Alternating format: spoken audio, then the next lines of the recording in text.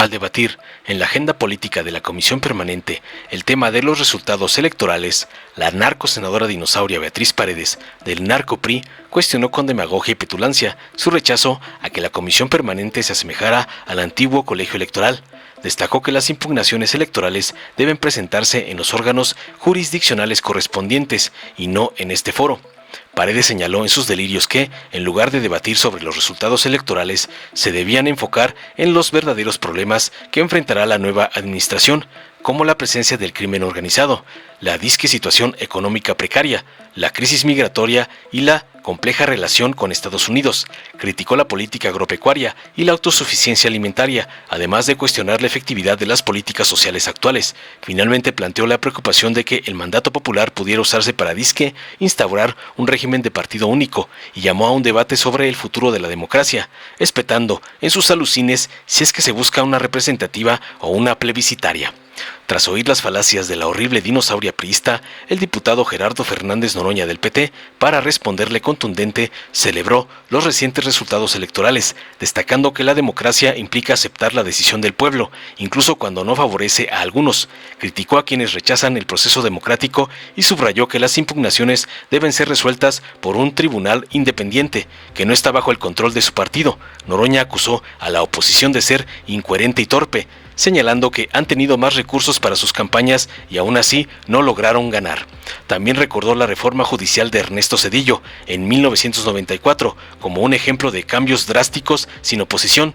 Defendió las reformas propuestas por Morena, asegurando que buscan beneficiar al pueblo, y prometió que ejercerán la mayoría otorgada por los votantes sin arrogancia, sino con responsabilidad y principios. Finalmente advirtió a la oposición sobre su posible desaparición si continúan alejándose de los intereses populares, y reafirmó su compromiso con la democracia y el liderazgo de López Obrador y Claudia Sheinbaum. Veamos enseguida cómo el doctor Noroña se da un agarrón brutal con la dinosauria Betty Paredes por no aceptar su derrota y asustar con el petate del muerto, como le manda su amo, el lampón Claudio X González. Distinguida mesa directiva, honorable asamblea. Me niego a creer que esta comisión permanente del Honorable Congreso de la Unión es una reedición del viejo colegio electoral de años atrás.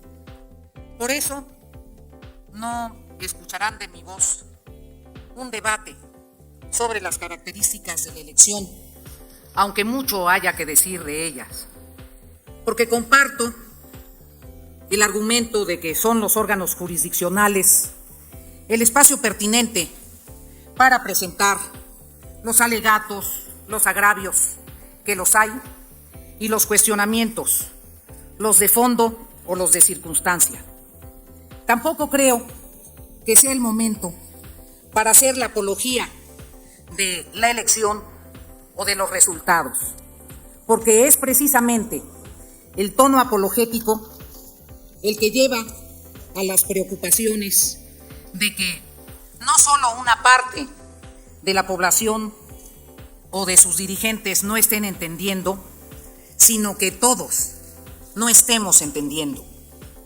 Me parece que el espacio privilegiado en el que podemos compartir y convivir, ustedes y nosotros, todos mexicanos, nos llevaría a hablar sobre los verdaderos problemas que enfrentará la nueva administración con el respaldo popular que legítimamente obtuvo o cuestionadamente obtuvo.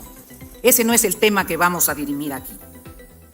El hecho de la presencia del crimen organizado en algunas regiones del país y lo que nos lleva a presumir de la ausencia de un Estado de Derecho funcional.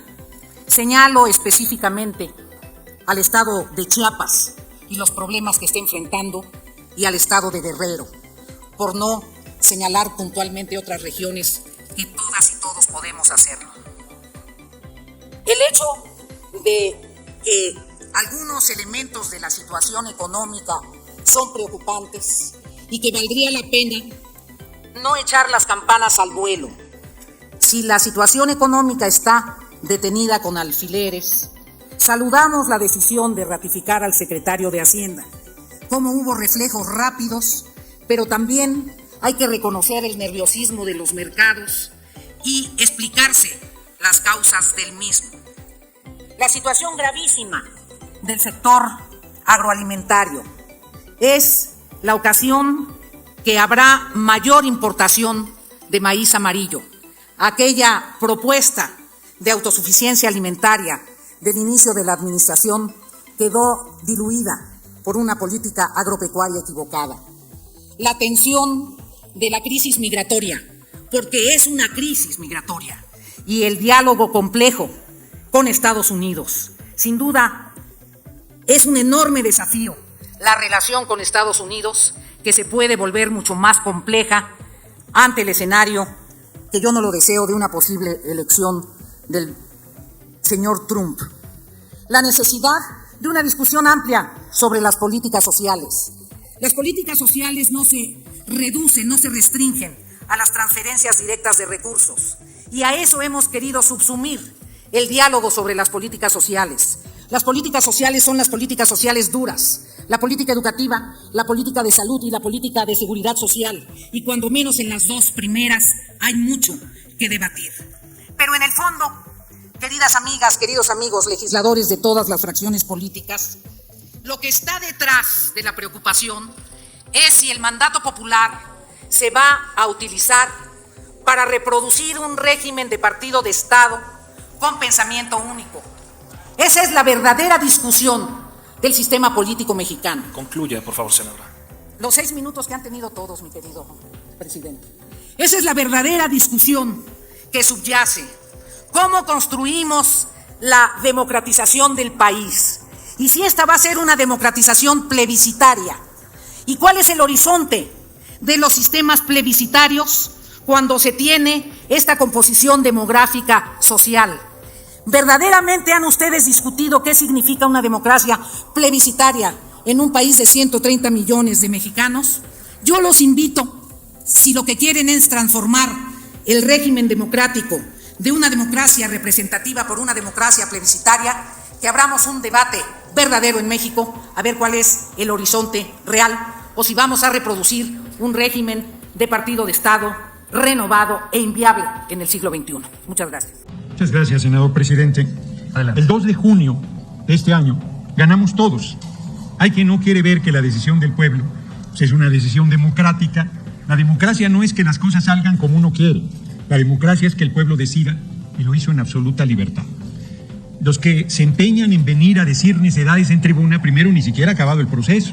Falta que el Tribunal Electoral del Poder Judicial de la Federación califique, determine todas las impugnaciones que en derecho pueden presentar, y quien aquí sostiene torpe y falsamente que elección de Estado, que todas las barbaridades que dicen, pues al tribunal hay que presentar esos agravios, las pruebas, los elementos, y el tribunal determinará.